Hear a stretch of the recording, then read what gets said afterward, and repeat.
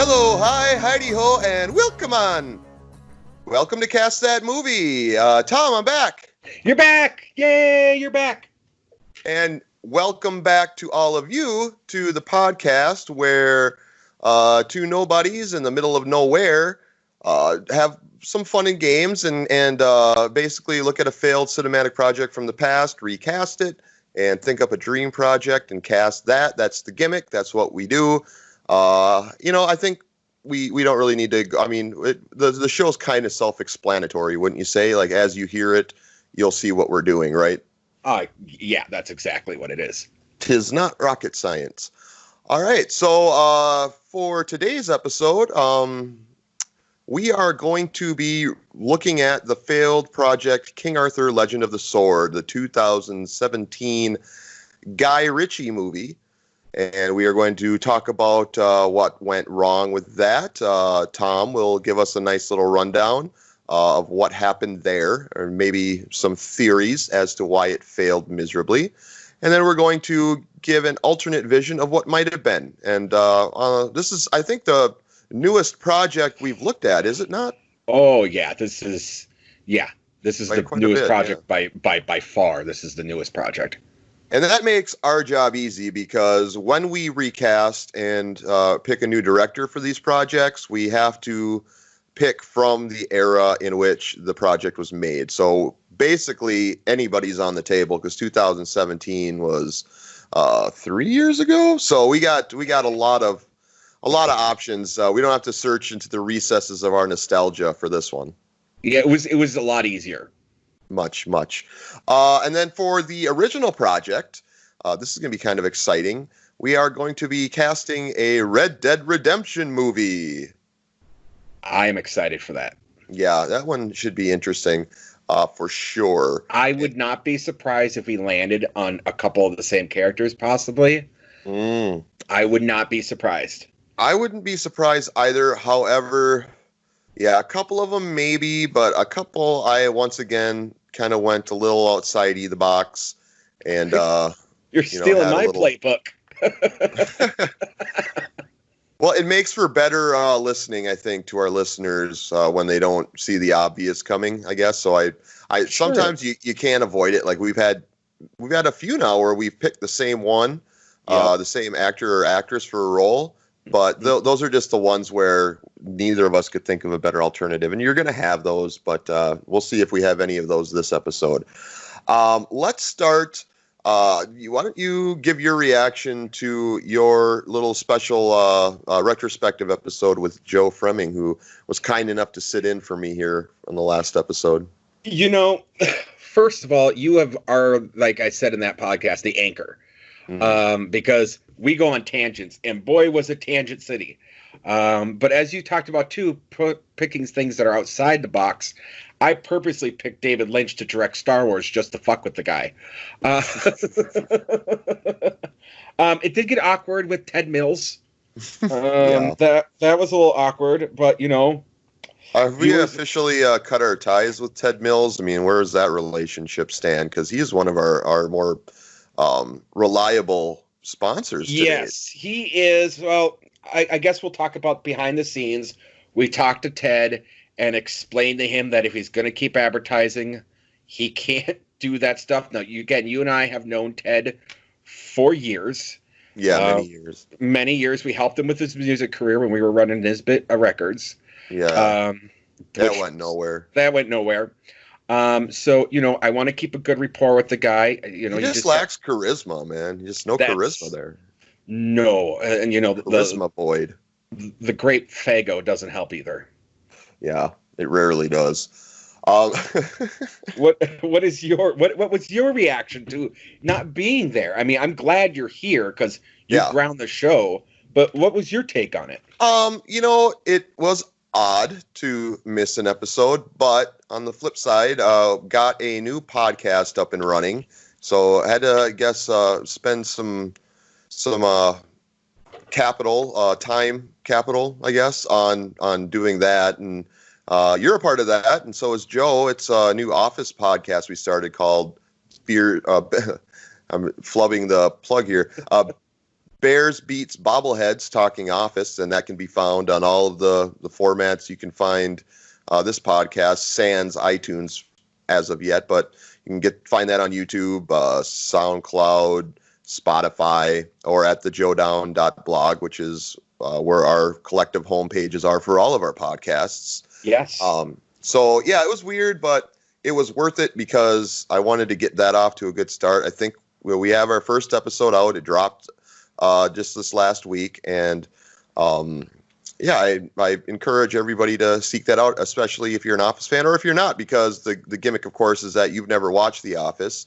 Correct. So I feel like we have that element so that you don't even need to have seen it to be able to relate to one of the hosts. Yes. And in fact, yes. you can watch it at the same rate he does, and I don't know, it's fun, but it was worth it. But yeah, it's good to be back, and I'm excited for the projects we chose. I think they're going to be a good time. Going to be a good time. Good time. Well, I'm glad to hear that worked out. But what did you think of our performance last week? I didn't listen to it. Oh, fair enough. All right. Sorry. That's good. I plan to. It's just, time got away, and it's I will. How about I will listen to it and I will give the reaction next episode. Is that fair? That is absolutely fair, but don't feel forced to do things. I know, you're doing 2 podcasts. I'm doing 3 podcasts. So I totally understand where you are, in terms of the timing. So yeah, I get it.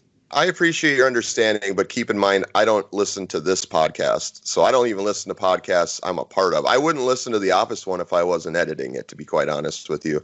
That's just how I am. I'd rather do it, but I'm not one for listening after. Probably explains why I never improve on my performance. No, you've been that way for years, and it's totally understandable. But I'm still going to do it, and I hope others can find the enjoyment that I just don't seem to find. I enjoy making it. I just hate the sound of my own voice because it sucks. No, I don't know. I don't know. Anyway, do you have any corrections that you want to bring up from either? I don't know if you guys did that last episode for our episode prior. Couldn't. No, you know what? Me and Joe did go into it last time, so we don't have to. Okay. Oh, perfect. Yeah. Mm-hmm. All right. Well, at that, I guess we might as well get our first break out of the way. I don't believe it's Ted Mills, so I don't believe we have the pleasure of hearing from him this episode, but we'll see if that changes in the future. But let's go to our first ad break and come back, and we will, I think, just jump right into it and start our talk and recasting of King Arthur: Legend of the Sword. We will be right back.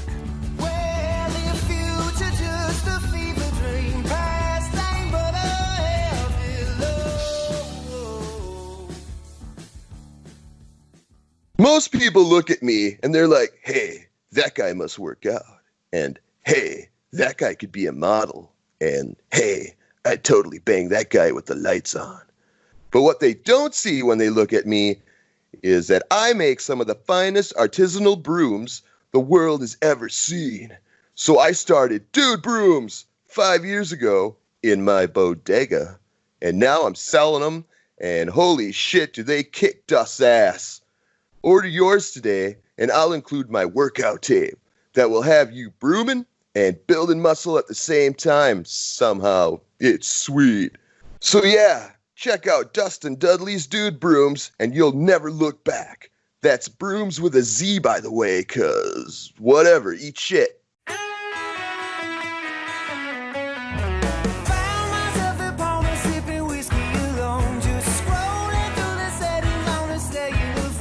Welcome back to Cast That Movie. And Tom, we don't have any casting news this week, do we? I don't have anything. Do you have anything? I got nothing.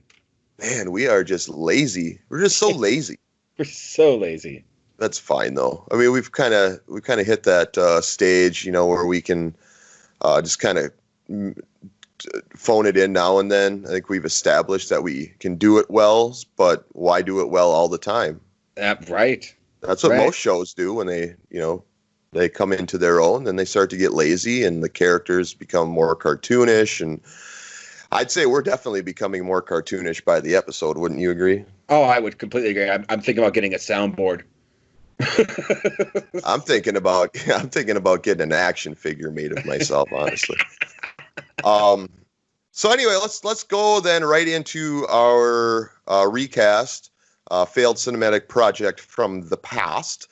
We are doing, as I stated earlier, King Arthur: Legend of the Sword, 2017 Guy Ritchie movie, a Guy Ritchie epic. Um, why don't you give the rundown, and then I want to talk before we start doing our recasting. I want to actually talk about this film, and I want to get your reaction to it because I'm eager to share mine. But let's first hear how and why this potentially is bombed, or why it might have bombed. Yeah. So what the big problem with it was okay. So when it came down to it, the real reason why this movie failed was delays. It was delayed and delayed. This movie was supposed to come out like in 2005. Or excuse me, end of 2015, beginning of 2016, and we didn't get it till 2017. So when it was pushing out all the media, it was pushing out all these things, and then it got when the movies get postponed, that's a bad sign to the audience, and that can sink a lot of movies and has sunk a lot of movies. So when the fact that this came out like about 18 months later than it was supposed to, and they started with the marketing campaign for it in 2016. By the time it rolled around, the biggest problem was it was just it was reshoots, problems with the CGI is what was the main culprit. However, there's a lot more to it than that in terms of how this movie was viewed is the real problem with it. So it was kind of taken as business as usual. Loud noises, grand fanfare, familiar characters, a story that everyone knows told in a, quote, new and exciting way. That doesn't work much anymore. We are seeing that totally all the time. People are getting bored of the reboots, of the redone. The other problem with it was the supporting characters, Aiden and Damon. They didn't have anything. They had like a few lines in the movie. They were nothing more than a plot device. One of the things that really pissed off critics was that the magic wasn't really explained well. It's just kind of there. And you got the mage who is super fucking OP, commands animals, does all this shit, but she's overpowered by a dude with a fucking knife. She can make birds go out of the sky, possess the minds of dogs and horses, and yet she can't take over a guy with a little knife. It was just a prop for something for Arthur to do. And so that was part of the issue. The other thing was, let's look at it this way. Epics are becoming harder to do because of high quality streaming. Or Game of Thrones, take that into effect. That changed the game. The Witcher, that changed the game. So when people saw this, they were like, "Ooh, whatever, it would be better than a movie." And really, as much as I like Guy Ritchie, his two highest rated films on Rotten Tomatoes are Lock, Stock, and Two Smoking Barrels and Snatch. Yes, he made Sherlock Holmes and its sequel, but Ritchie is either he succeeds or he bombs. He doesn't have a middle ground. Right. And I'll be honest, the CGI was awful, and the fact that the lead in Arthur looked like Heath Ledger did not help. I mean, it came out. I mean, it went to theaters at the same time as the promoted documentary "I Am Heath Ledger." Heath Ledger.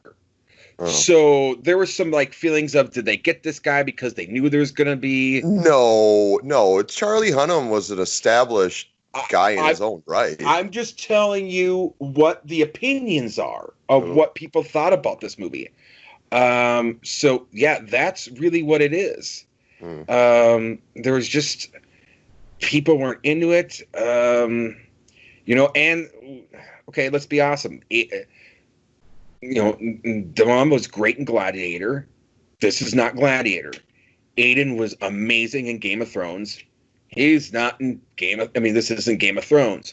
Jude Law was in Enemy at the Gates. This is not Enemy at the Gates. Charlie Hunnam was, he's been in other things, but Sons of Anarchy, man. Yeah, thank you. Sons of Anarchy. The point is that when you watch this movie, you see the star power. Instead of going, wow, they're great because they're in this, it's more like, fuck, I could be watching something better with that guy in it. Yeah. So what's your take, sir? I enjoyed this movie. I did. I did not expect to. I had no expectation that I would enjoy watching it, but it's fun. It was a fun movie. The CGI, I didn't think was that terrible, to be honest. I thought it was bad even for 2017. I guess, again, I'm used to Game of Thrones CGI. That, Oh, okay. Yeah, that's just opinion, whatever. Yep. But yeah, I did enjoy it. It made it a little more difficult to do this because I mean, for what it was, I think it succeeded what it was trying to be. I don't think it was trying to be more than it was, and I think what it was trying to be, it hit that mark. That was my take as I watched it. Well, I will say this is not an argument. If that's the mark to hit, that mark that they hit to do this killed a 6-movie trilogy, or right. whatever it was. Right. Sexology. Right. Yeah, and no, it was a failure. We wouldn't be doing it if it had succeeded in any metric. But I'm just saying. I mean, I just as a pure viewing experience, I enjoyed it. However, I can see why it would fail. I mean, it was a lot. You're not wrong. A lot of the side characters were just kind of there to propel the story. They didn't serve a huge purpose. The mage thing, though, I mean, I guess I would say, well, she can control animals, but that doesn't mean she can control people. And a guy that's 4 times her size can probably subdue her. But that's, whatever. It was fun. I guess that's how I would, if you want a fun movie watching experience, I would recommend it. It sounds like you would not. Well, no, I take it for what it is. It's a popcorn flick. Yeah. But it just isn't the best of a popcorn flick to the point where this is something where I would, and I did exactly that. I would not go to theaters for it, but I wouldn't mind checking it out when it came to DVD.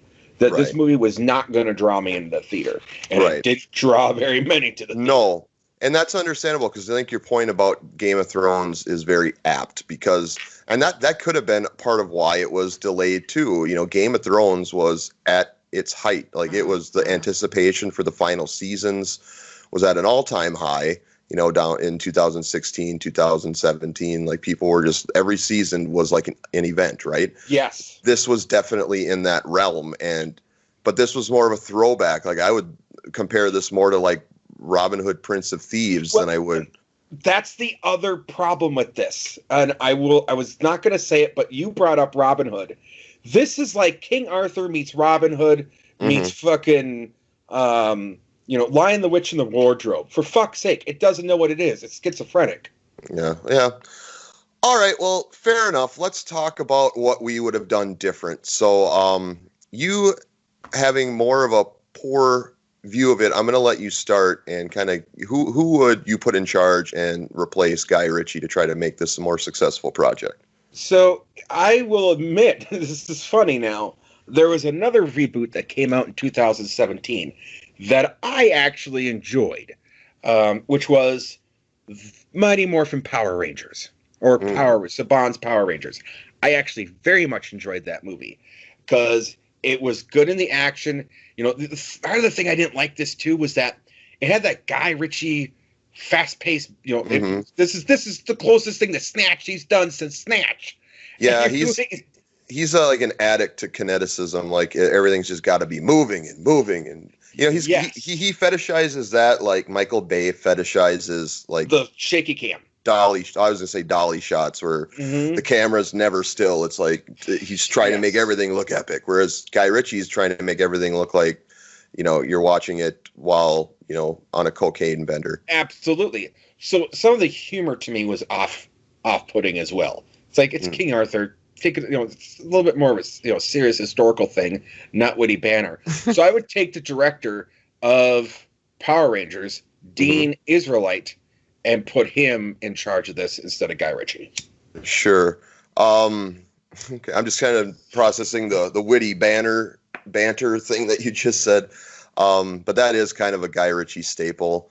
And, you talk about the gravitas of the King Arthur legend, but then again, dude's been played by Sean Connery and Clive Owen. So I like Sean Connery. You're going to make fun of James Bond?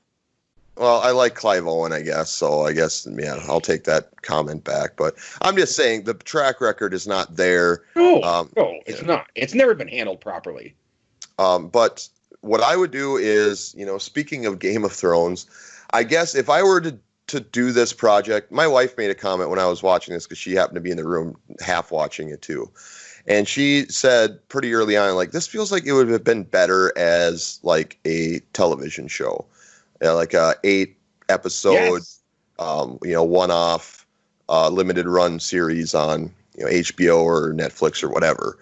And that kind of stuck with me. And I thought, well, yeah, maybe. And if I'm going to do that, which is I think the direction I would have gone in, which I don't know if that's cheating or not. It's cast that movie, not cast that TV show, but will you allow it?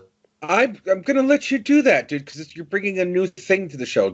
People who are tuning in for the first time, this is a new thing, and I've dropped, I've changed things around on you before, so for drama's sake. So yes, I'm going to let you do that. Well, I appreciate it. So what I would do is I would take probably the best known television director going right now based on his work on Game of Thrones. He directed the Battle of the Bastards episode, the Long Night episode. And say what you will about whether you liked either episode. I personally enjoyed them both, but he's obviously able to handle grand scale television, especially with Battle of the Bastards. His name is Miguel Sapochnik, and he is helming the television series King Arthur: Legend of the Sword on your favorite streaming service coming fall 2025. I don't know. But yeah, that's the direction I would go is have him take over with his bona fides. I think this is perfect that you actually picked this because from my point of view, I also took this as a 6-movie franchise. So all of my choices were picked by people that I would want to see or characters that would be coming back. So yeah, absolutely. Okay. I will then go into my Arthur. Please. As I stated, I'm a big Charlie Hunnam fan. I've been a fan of his since Green Street Hooligans. And then Descent, Sons of Anarchy, as I mentioned. Watched it all, loved it, thought he was great. Loved him in Lost City of Z. Thought he was brilliant in that and very underrated movie. But my problem with his casting is he's too old. He's in his, I believe, mid to late 30s, had to have been when this filming happened. And, the Arthur character is meant to be younger. And I think he did his best trying to play a young guy. But I would actually go with a younger person, a guy at least in his late 20s, which is my pick. You may have to look him up, but his name is Ben Hardy. He's best known for playing Angel in X-Men Apocalypse and Roger Taylor in Bohemian Rhapsody.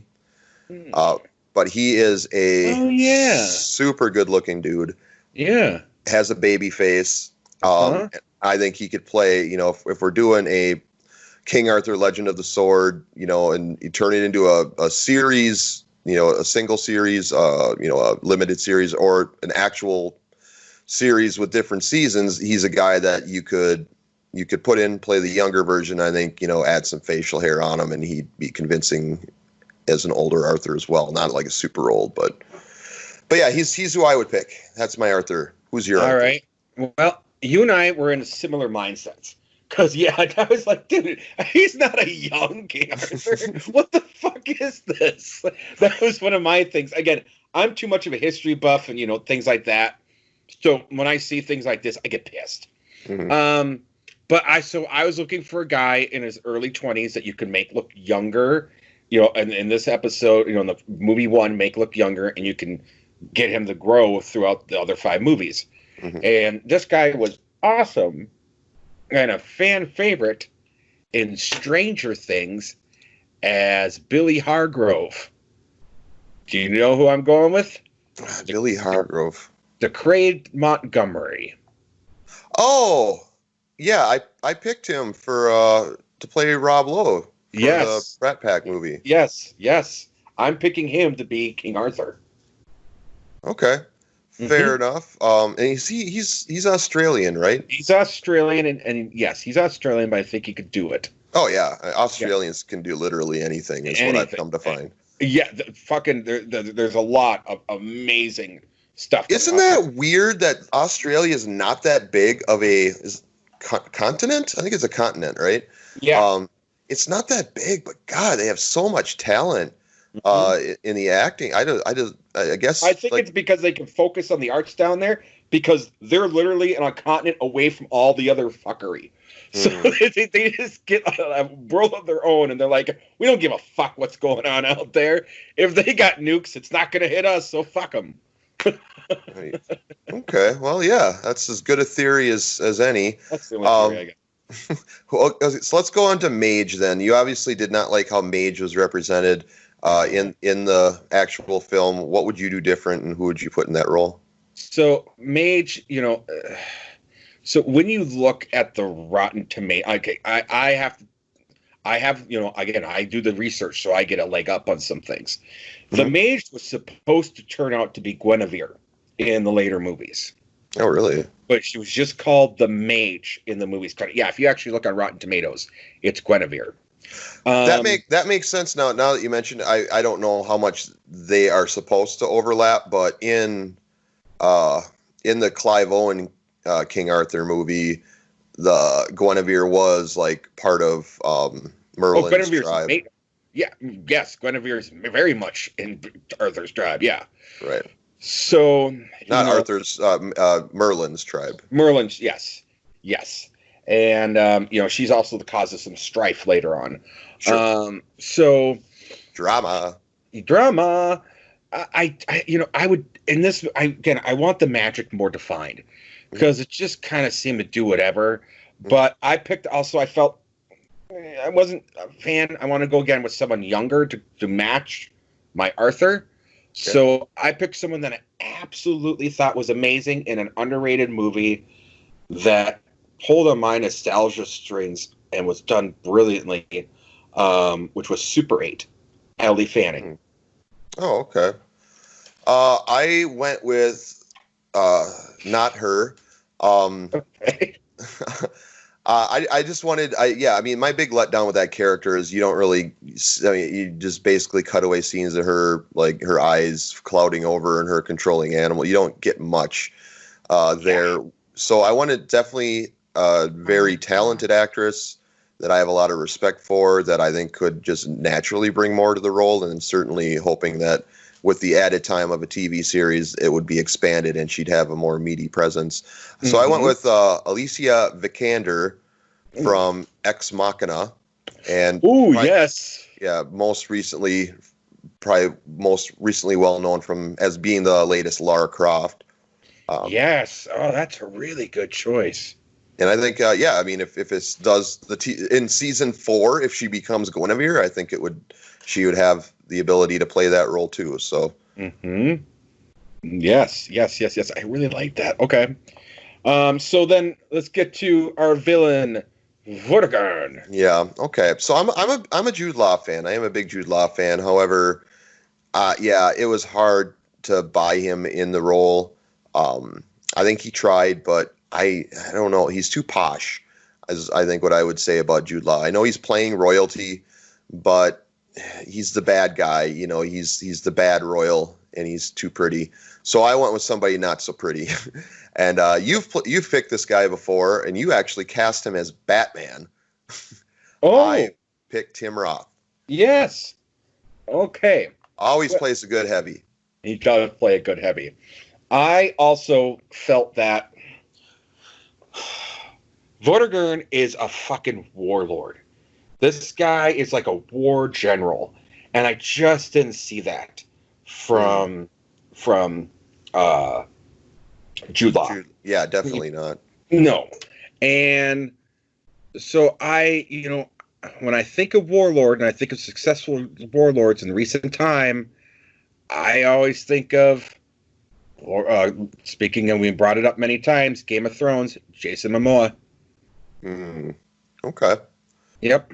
Okay. He seems more like a warlord to me than fucking Jude Law. Yeah, definitely. I mean, he played a warlord in Game of Thrones, so he's had some practice. Yeah.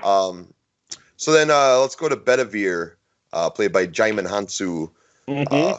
What would you do different there? So this was a hard one for me. Because I landed on a guy that, what people do outside of filming. Uh-oh. Depending on, and you'll see it. This is a controversial pick, and spoiler alert. Maybe later there'll be a controversial pick. We don't do controversial stuff here on this show. Never mind. Yeah, right. Go on. I'm done beating around the bush. Mm-hmm. Wesley Snipes. Oh, I did not see that coming. So I wanted to. I don't know if you know. Alicia Vikander is Swedish, but aside from that, I went all British. Mm-hmm. Just to kind of, I figure if you can find quality British actors, use them instead of, trying to make other. I don't know if Wesley Snipes could do an accent. Honestly, maybe he could, but I went with a black actor, a black British actor. I figure why not keep the role as a black role? Absolutely. So I went with Lenny James, who's best known for playing Morgan on The Walking Dead. Yes. I think he's got the gravitas to be that. It's a kind of a mentorish role. He definitely has that weight to his performance. And yes, he is my. I'm surprised neither of us picked Idris Elba, to be honest. I was going to, but I was like, I've used the Idris Elba card, so many times. So I used them in the last. You didn't listen to the last episode, but I used them there. And Joe used them. Joe used them there. I don't remember. Let me. Oh no, I can tell you. And Joe used them for something as well. So I'll pull it up here. I mean, to be honest, it is he is somebody you can cast in pretty much anything. So it's an easy name to go to. Oh yeah, so we did the Jackson 5 movie, and I chose him to be Joe Jackson. Oh, yeah, I could see that. Right. Well, yeah, no, I definitely got to listen to that episode. Okay, so let's move on then to Uther, King Uther. Before watching or deciding on this, I think we had brought up who the cast was before even seeing this, and when you saw it was Eric Bana, you threw up in your mouth a little bit, I believe. I shit my pants and threw up in my mouth, sir. Yes. My entire body went into like expunge mode. Was he as bad as you were fearing? He wasn't as bad as I was fearing, but I just, all throughout the movie, I'm going, God damn, Eric Bana. Every time he came on the screen. And I pointed out to you. And he's supposed to be fucking Charlie Hunnam's dad? What the fuck? Well, he is, but obviously many years pass between when he's... Are you talking about just based on the looks? Or? Yeah, well, I'm talking about the age and the looks. I mean, come on. You got a 30-some-year-old fucking Arthur who's trying to play a young kid, and you got... It was just kind of silly to me. Yeah, but they weren't coexisting. Like, Uther died when Arthur was still, like, a toddler. Yeah, I suppose. Fine. But I mean, I guess in the looks area, I can understand that there's not much similarity there in looks. But I did want to pick an actor myself who kind of, isn't like an older doppelganger for Ben Hardy, but is a believable father, has a believable appearance to be his father. So I went with James Bond himself, Daniel Craig. Nicely done. I had the same idea. I wanted, Decree is a good-looking guy, but I actually picked an actor that is not known for being attractive, but I thought, you know what? In certain light, he could play his dad I think he could play his dad. Ralph Fiennes. I believe that we in the industry call him Rafe Fiennes. Fine. Rafe Fiennes. Jesus. I've never understood it either. I mean, it is clearly Ralph. It's clearly spelled Ralph. Yeah, it's clearly spelled. Yeah, and I will say it's kind of like a Guy Fieri, and where he's Guy Fieri. So yeah. Right. No, I hear you. Okay, so Rafe Fiennes for Uther versus Daniel Craig. Interesting. All right, well, let's talk about our picks. And let's real quick. I actually want to say that I understand why it is a Fieri, because it's the way that the R's work in there, but I just make fun of it. Sure. Fuck him anyway. I like him. Yeah. No, I hear his restaurants are absolutely he's a terrible. Good guy. He's a good guy. Is he? He fights all of his friends in. Yeah. He roots for the underdog. He gives to so many different charities. He's a really good guy. Well, maybe he just gets shit on. He gets shit on because he looks like a fucking pretty boy because he does what he does. He's just eccentric. He means well. He looks like a member of the Insane Clown Posse. Trying to pull out a day job. Be careful. My wife is a juggalo. So. Oh, I have respect for the I mean, I have more respect for the juggalos than I do for Guy Fieri. Don't get me wrong, but all right, whatever. No more talk of him. He has no place here. Let's talk about our director picks. Yes. So yeah, we kind of were. I guess I would say no, you did the Power Rangers director. Yep. And I went with Game of Thrones, probably most well-known director. Yes. I never watched the Power Rangers movie, and I don't know the guy's name recognize the name of the guy you had. He's a newer actor. He's only done a couple of movies, a lot of stuff that people didn't see. Newer director, you mean, right? Yeah, newer director. I'm gonna give this to you because this needs someone with that Game of Thrones touch. Mm. This is a movie that is set in that era. It's perfect for it. So I think he would know the vision and be able to come in with a lot of experience to it, where Dean wouldn't know necessarily how to try to do an epic like this. Yeah, I mean, yeah. So you really like the Power Rangers movie, huh? I did. I didn't expect to. I rented it for the kids and watched it with them, and I absolutely loved it. Interesting. Okay, let's go to our Arthur picks then. So I had Ben Hardy. You had, is it Docker or Dacre? I think it's Decray or Dacre. I don't know. Yeah. I feel so dumb. But Mr. Montgomery. We'll call him Mr. Montgomery. Yeah. Mate Montgomery. Mate Montgomery. Yeah. I guess they're both very similar. They're both pretty boys that could act well enough, I think, to pull out the role. I don't know. I guess I'll give it to you because I picked him before, and I'm pretty sure we didn't go with mine on that one. Okay. Am I right? Sure. We'll say you're right. Yeah. So sure, I'll give you that one. Whatever. I'm feeling generous today. Yay. So then for the mage, I had Alicia. You won. Okay. Thank you. Yes. I mean, not that your pick was poor.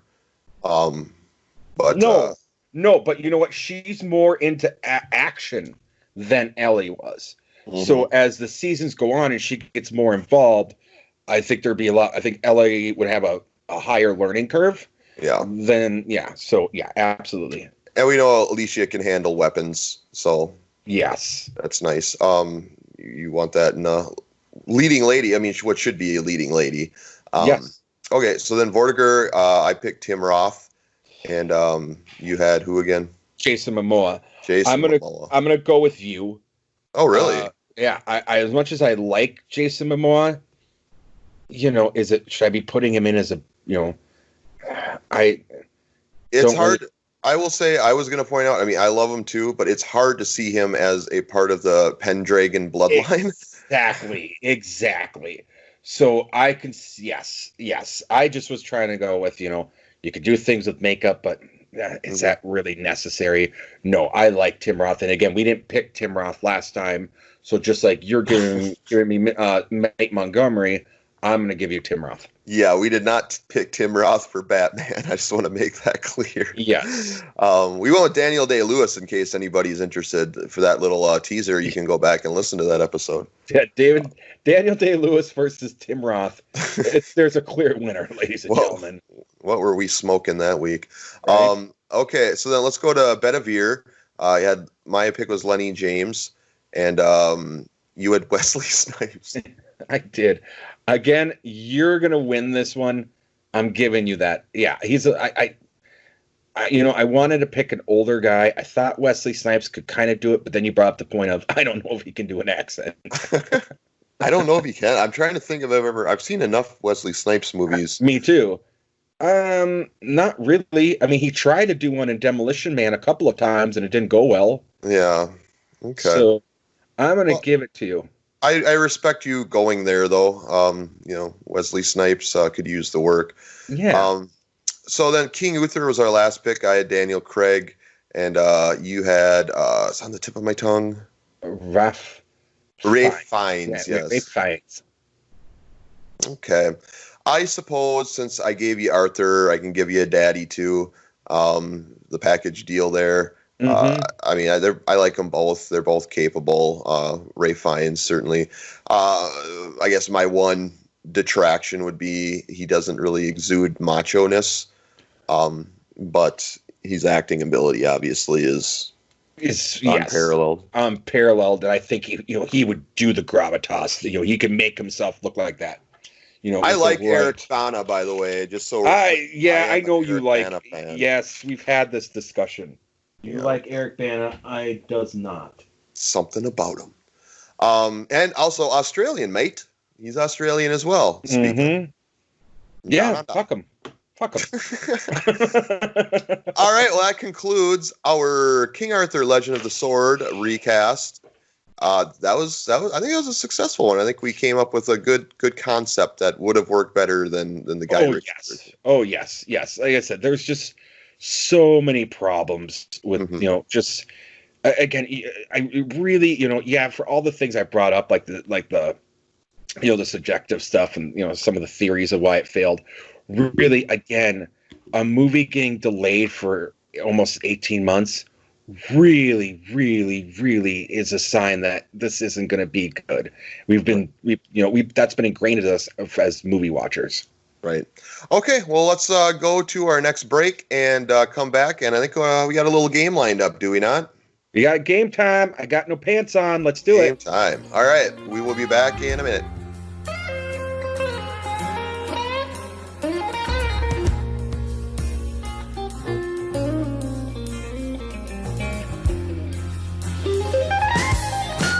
Glad credit keeps you from upgrading your automobile.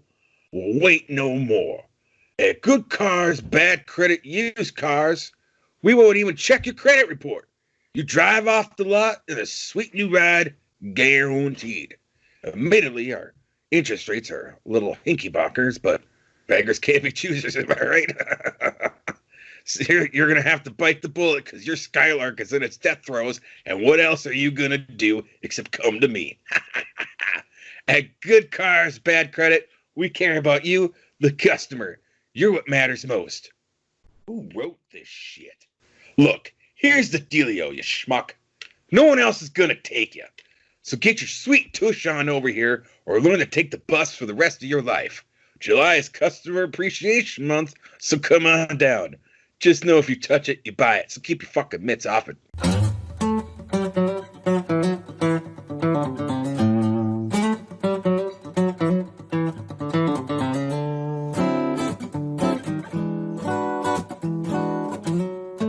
Welcome back to Cast That Movie.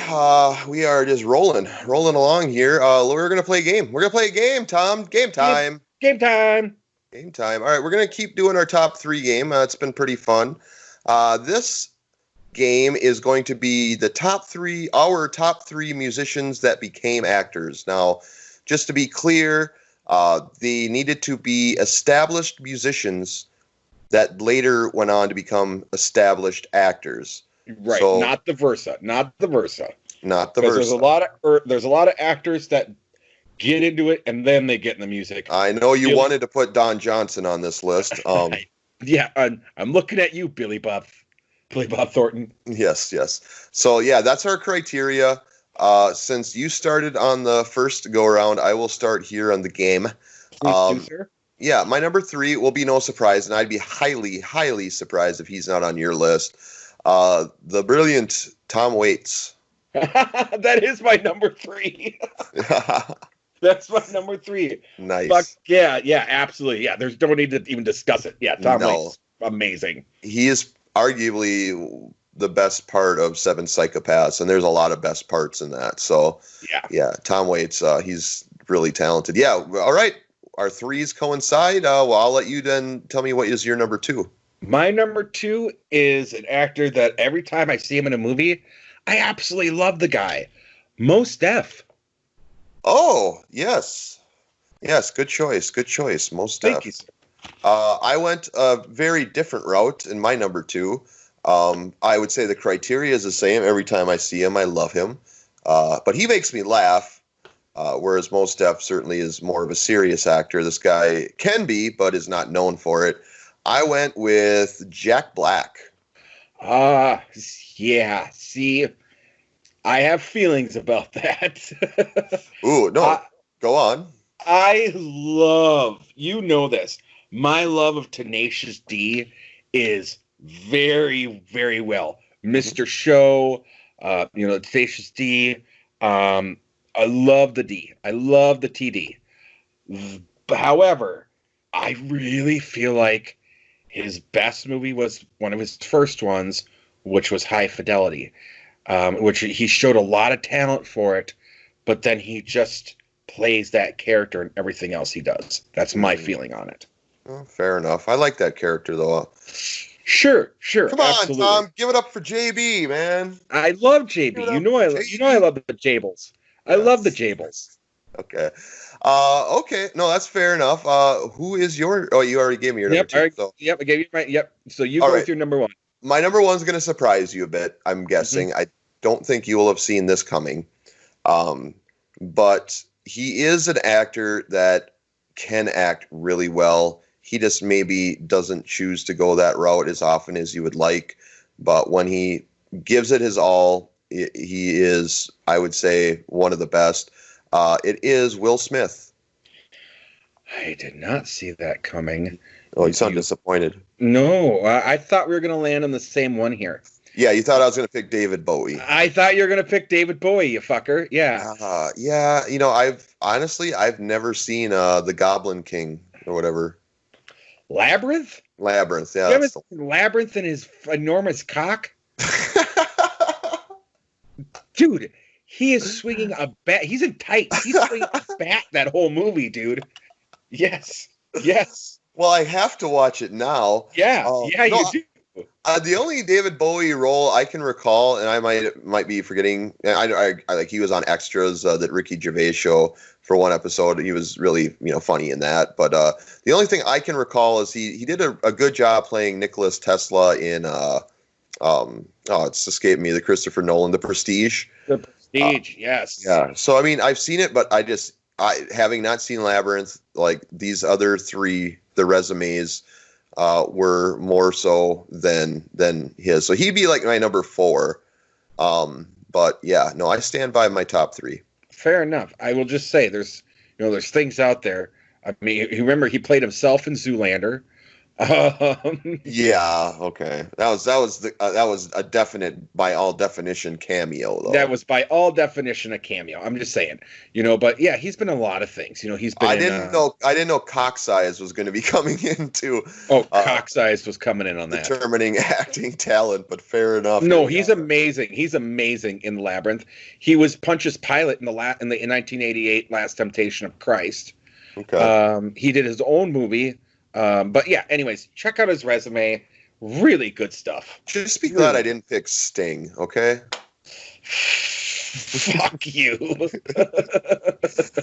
All right, let's move on to our original dream project. And this is a fun one. Purely fun one. I'm guessing you got something here, but I don't know what really you're going to go into, because I think everybody's heard of this entity. It is Red Dead Redemption, of course, the Rockstar video game. We are going to pick a director and cast the major roles, and we are actually casting roles from Red Dead Redemption 2 because it's I would say more popular, and B, it's the prequel, so why not start at the beginning? Absolutely. Yep, going into the prequel territory, which is what, oddly enough, Joe and I did last week when we did Star Wars: The Phantom Menace. See, it all connects. It all connects, ladies and gentlemen. All right, well, All right. why don't you tell us some things we might not know about Red Dead Redemption? Well, okay, so Red Dead Redemption is a Rockstar game, and if you're familiar with Rockstar games, they're the people that make, they made Bully, they made, most famously, the Grand Theft Auto. Thank you. Yep. And so in 2010, they decided they were going to do a Grand Theft Auto Western. And they made a spaghetti Western that was amazing. Mm-hmm. The game shipped over it came out in 2010. It was shipped over 15 million copies by 2017. It's won awards after awards. Mm-hmm. And so, yeah, then the sequel, the game ends on this cliffhanger, really. I'm not going to say anything. Mm-hmm. But what the sequel gives you is what led up to that point.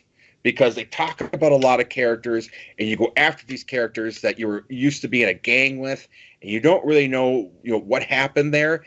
And this gives you the story. And this story, given that the game came out in 2018 on, PlayStation 3, on Xbox 360, there was a lot more room to be used, for gigabytes. So they were able to put in a lot more story. And it is it's a piece of art. It's an emotional roller coaster. Yes.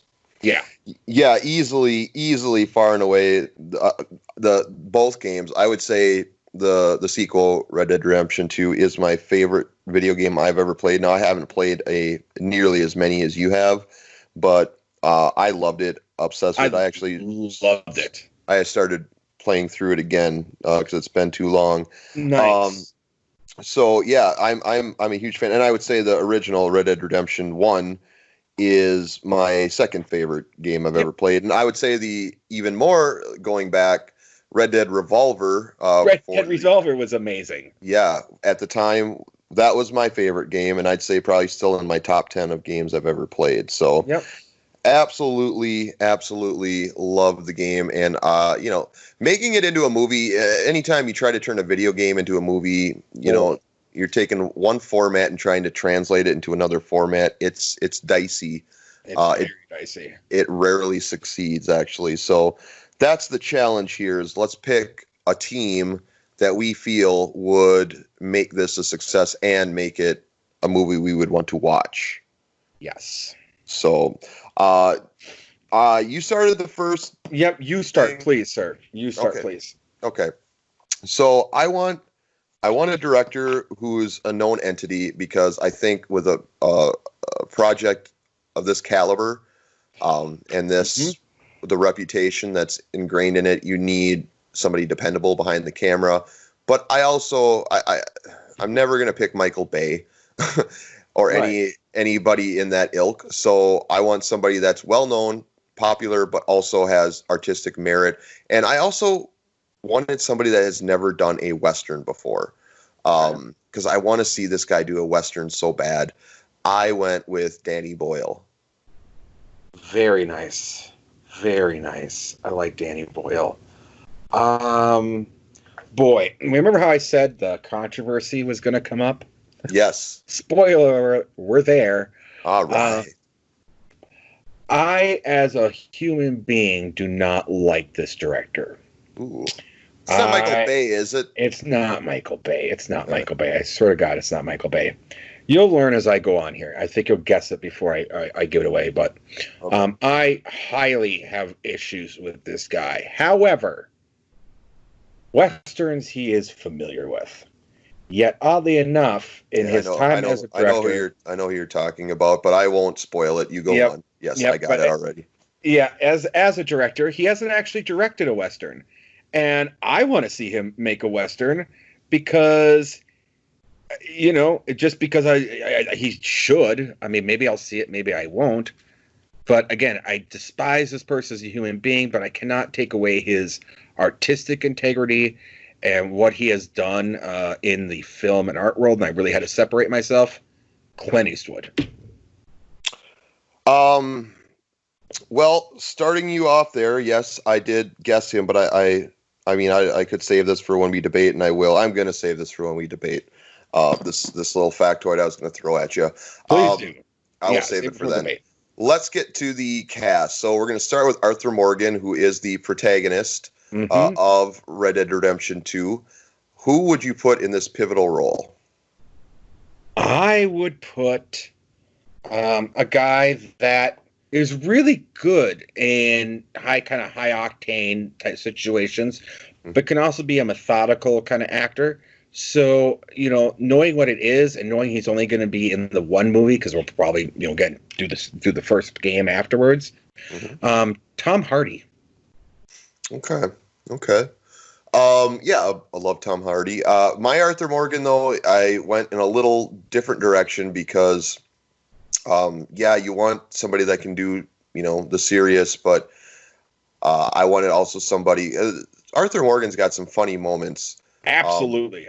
And you need somebody that can pull that off too. And you might say I overcorrected with this pick, and you wouldn't be wrong, but he's also done Westerns, and I thought did a very good job. And then one of them, which was a very serious Western. So basically, I'd be taking his role from The Magnificent Seven and his role from The Kid, which was an indie Western few people saw, but he played a very, very big heavy.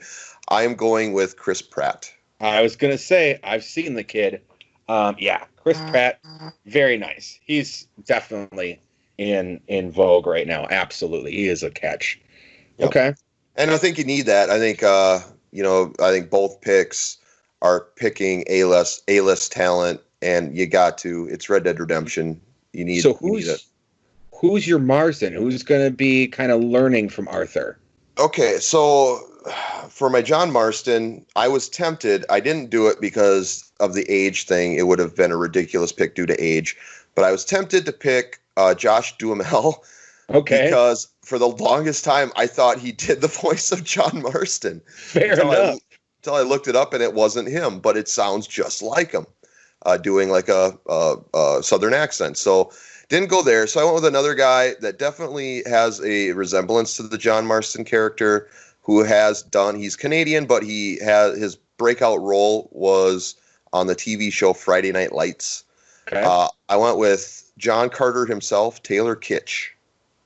Nice. So I went with someone that I think can do accents, because and I went a little bit away. When you're doing a video game to a movie resemblance, you're gonna have some differences in the way that some of the characters look. You just are. Sure. And I picked someone that I want to be younger that could do it, and I saw him and I was like, yes, I think he'd do well. Daniel Radcliffe. Oh, okay. Yep. All right. So what about Dutch? What about Dutch Vanderlinde? Dutch Vanderlinde is very much a character, and I wanted to get someone that could probably look like him. And, he's done with the X-Men movies. He's done playing Wolverine. He's my Dutch, Hugh Jackman. Okay. Yeah, he is a character, and so you do need somebody that you want a Dutch that's at least somewhat similar to the video game Dutch. So the guy I picked is known for doing some crazy good impressions in other roles that he's done, and that is one Josh Brolin. Oh, very nice. Yes. Ooh, that's going to be a good debate there. So who's your Micah? So for Micah Bell, I went with somebody that I know can play a bad guy, and Micah's a bit of a psychopath, right? So somebody that I know can go there, but is also, again, I'm trying to keep it at A-list talent, or at least close to A-list talent because of the property. I went with Jared Leto. Very nice. I went with a guy that could also play a villain, but you could see the charisma in him. It's because Micah Bell is, very much a guy that has this unusual charisma to him. For whatever reason, people are drawn to him. Mm-hmm. I went with Aaron Paul. Okay. Mm-hmm. Okay. So then let's round it out then. Sadie Adler. Who's your Sadie Adler? So Sadie Adler is in her, early 30s, late 20s, married. But she's a fucking badass. Yeah. She is a badass. And I wanted someone that has been a badass. And as you said, I wanted some high profile names. She is very much in the MCU. I went with Brie Larson. Yeah, we picked the same person there. Yeah, I knew we were gonna. Yeah, that's one of those. That's one of those. Who else do you pick? Type of thing. Yeah, I couldn't think of a better name for that role. I had thought about Jennifer Lawrence, but then I thought, well, we'll save her for something else. I think this is more up Brie Larson's alley. 1,000,000%. Yeah. So yeah. Okay. Well, let's talk about our picks then. So our director picks. Yeah. What's your factoid about my director? My little factoid is one of his first films that he directed was Unforgiven, which was a Western. Oh, he did direct. I just thought he started in that. Okay. So, and I love Unforgiven. Mm-hmm. It's a great movie, I thought. So, but I hate him as a person. Yeah, I can't. I'm sorry. I can't give any. I don't. No, I'm gonna give it to you. I'm gonna give it to you because. Thanks. Yeah, I felt just slimy picking it. It was a controversial pick. I knew that. Right. Well, luckily we didn't have to take it. So yeah. So Danny Boyle it is. So our Arthur Morgan's. Yeah, this is a tough one. This is a tough one. What are your thoughts? I like Chris Pratt, but Chris Pratt, he doesn't look like an old. Arthur. He's in his late 30s. He's kind of grizzled. He's had a hard life. He doesn't. He comes off too pretty, and Tom can play. He's done so many different roles and just takes the makeup easier. Yeah, I'm thinking Peaky Blinders. And he did another show on FX. It's Taboo. Mm-hmm. Yeah, I'll give you Tom Hardy. It's hard to not go with Tom Hardy when he's on the table, and he can do anything. He can, and Chris Pratt will be used again, and he will win again somewhere. It's not a knock against Chris Pratt. It's just you have those two in a room that play Arthur. Who do you go with? Sure. Okay. Well, then going on to Dutch Vanderlyn. Or no, I'm sorry. John Marston. John Marston. Okay. So you had Harry Potter for this one. I had Harry Potter for this one. Oh. And you had, remind me? Yeah, Taylor Kitsch. I love Daniel Radcliffe. I can't see it. It's just too.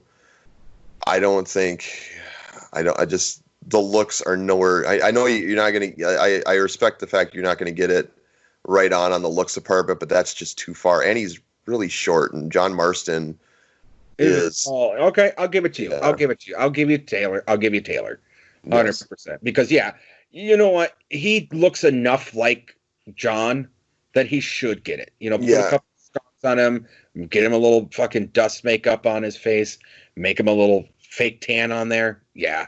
And also his voice, he's kind of got that slight little rasp to it that whoever voice John Marston has. So, yeah. Okay. All right. Great. He did great in John Carter. No one liked the movie, but he was actually really good in it. Well, speaking of which, we have more John Carter news later on in the show. That's breaking news to you, isn't it? Yes, it is. Okay. All right. Moving on. Dutch Vanderlyn. This is a toughie. We both had solid picks here. Yes. Oh. Who's going to blink? I mean, we were both fishing from the same well here. Yeah, we were. Do we push on this one? Do we just say we like each other's picks and go? Yeah, I mean, I obviously like my pick of Josh Brolin and. Fuck. No. I'm gonna give you Josh Josh just has that I should be in a Western look. Oh, yeah, he is. He does. And Hugh's kind of in the same boat. You know, I harped on you about Chris Pines, and yet Hugh Jackman, you'd look at him and you'd see Hugh Jackman. You know what I mean? Yeah, I mean, Chris Pratt, you mean, but yeah. Chris Pratt. It's, one of the Chris's. One of the Chris's. So many Chris's these days. So many Chris's. You got Helmsworth, you got Pines, you got Pratts, you got Evans, you got Chris Monkey shit. What do you do? There's a lot of them. There are other names out there, people. There are names you've never heard of. Yeah, like Joad McDougal. And Tom. All right. And Tom Van Horton. Okay, let's go to Micah Bell then. I'll give you this one. I'll give you. My interest is piqued with your pick. Yeah, I think he'd be really good as a fucking bastard that's charismatic. Yeah, I think he could really pull it off. Okay. All right, you get Micah. And obviously, Sadie's Yeah.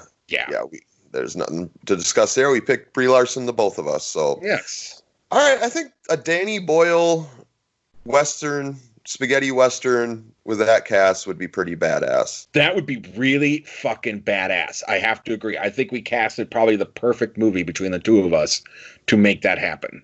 Now, I've heard rumblings they have talked about making this movie. I have not seen anybody attached to it yet. No. So I think we're okay. I don't think we stepped into a project that's in development. No. But if it is in development, or a adult animation movie. But it was just basically a rehash of, it wasn't, then, I mean, you've never heard of it, so it wasn't that great. But I was going to say, if this is in development somewhere and we're just not privy to that knowledge, I say listen to our episode, and we just gave you a pitch perfect cast. Yeah. You cannot go wrong with what we just gave you. You will win the first ever great game to movie video game movie. Yeah, for sure. All right, well, let's wrap that up then, and let's go to our last break. And then let's come back and say our goodbyes and maybe tease what we have in store for the next episode, shall we? Yes, sir. All right, we will be back in 2 shakes of a crawdad's wiener. I don't know. We'll be right back.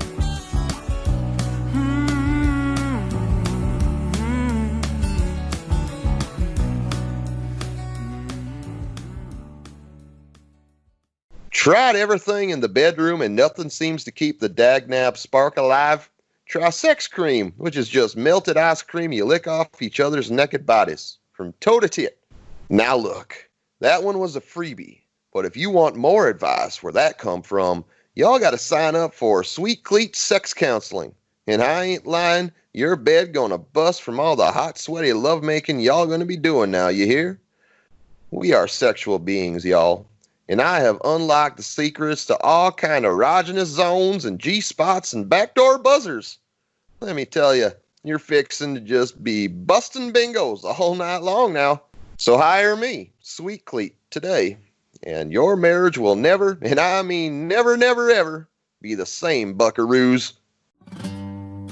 Don't give me your reasons to stay.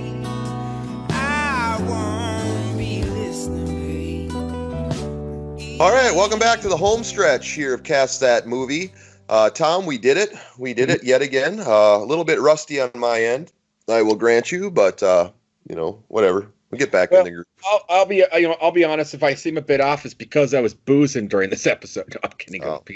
I'm kidding. Oh, well, I was. I thought that's what we always do. Shh! Don't give away the trade secret, sir. God, imagine how good I'd be if I weren't. All right, so yeah, we had fun, but I think it's time to turn our attention now to next week and talk about what we're not next week, the week after next, and talk about what we're doing in the next episode. I already kind of teased the remake in our last bit. We are going to be doing John Carter, starring Taylor Kitsch, my John Marston. So yeah, I have not seen it myself, and you obviously have, based on the fact that you said you liked it. I did like it, but God, I haven't seen it since it came out. So, and it bombed. It bombed. Oh, there's a story there, people. So that's gonna be a nice one. Edge of your seat entertainment.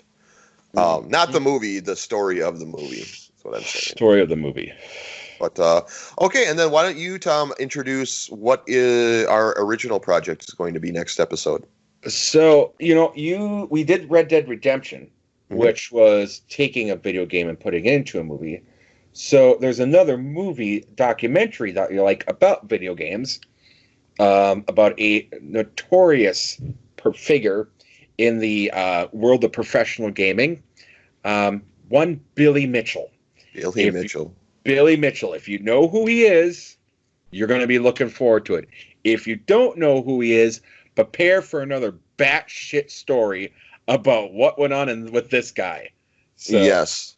And do we encourage people to watch the documentary ahead of time, or to save that for after they hear the story and hear what we would do? Maybe I would say hold off because there's things even in the documentary doesn't go into. Oh, so okay. Yeah, I mean, we got a lot. Now I'm excited. Yeah. So okay. Well, that's going to be fun. So we will be back in 2 weeks with those two projects, in addition to the other shit we do. But yeah, it's good to be back. Looking forward to continuing this journey. And I want to once again invite everybody out there to check out the new podcast we just started called Bears Beats Bobbleheads Talking Office, for all you Office fans out there, or just fans of us. And then, of course, don't want to forget to plug your podcast. Why don't you go ahead and do that real quick, your Twin Peaks podcast? Yes. So there is 19 episodes left of the Twin Peaks podcast. We are now getting into season 3, which me and Joe both agreed is our favorite David Lynch work of all time. But the episode that just came out was the book that you need to read before you watch it. It gives a lot of insight into what's going to occur and what's going on. The secret history of Twin Peaks, which Joe and I, this is how we actually started talking and as friends. We met each other, didn't know each one was going to a book signing by the author Mark Frost in Minneapolis. So, yeah, I highly recommend it. Okay. Well, it sounds like if they just listen to your podcast, they'll learn all they need to know. They will learn a lot. We gloss over the stuff that you need to know. However, there's some things we don't go into just because it didn't really relate a whole lot. So there's about a good solid 150 pages that we didn't cover, but that's more about characters, like resolution of characters from seasons 1 and 2 that necessarily maybe don't make it into season 3. Okay, gotcha. Yeah. Okay, and then as always, all of this content can be found in one place, the joedown.blog. So definitely visit that. And there's other stuff there too. So you'll enjoy our podcasts as well as other things that will tickle your pop culture bone. Yes, as a matter of fact, for the Joe Down, they're going to go into sports movie month. Ooh. So that should be a lot of fun. Yeah, that should be fun. Get snarky on some sports movies. I can imagine. All right, well, Tom, I think it's time to say goodbye. I'm sad. Yeah. Okay. But we will be back, and when we come back, we will be better than ever. Absolutely. So, in the meantime, bye! Bye!